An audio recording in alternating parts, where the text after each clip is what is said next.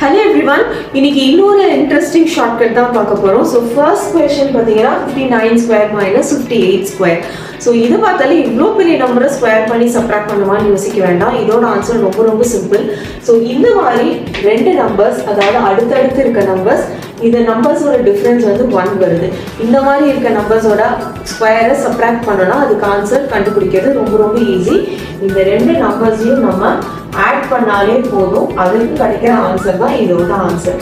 So இதை add பண்ணால் நமக்கு 117 கிடைக்கும். So the answer for 59 square minus 58 square is 117. So அடுத்த கொஸ்டின் பார்த்தீங்கன்னா 36 ஸ்கொயர் மைனஸ் 35 ஸ்கொயர். இதுவுமே அடுத்தடுத்த நம்பர். ஸோ 35 36 சப்ராக்ட் பண்ணால் நமக்கு 1 கிடைக்கும். ஸோ இதுக்கு ஆன்சர் வேணும் அப்படின்னா இது ரெண்டையும் ஆட் பண்ணலாம். அதோட ஆன்சர் 71.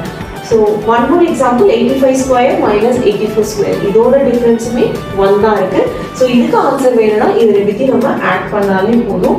ஸோ அதோட ஆன்சர் 169. ரொம்ப ஈஸியாக இருக்குல்ல? ஸோ இதே மாதிரி 48 ஸ்கொயர் மைனஸ் 47 ஸ்கொயரோட ஆன்சர் என்ன அப்படிங்கிறத கமெண்ட் பண்ணுங்க.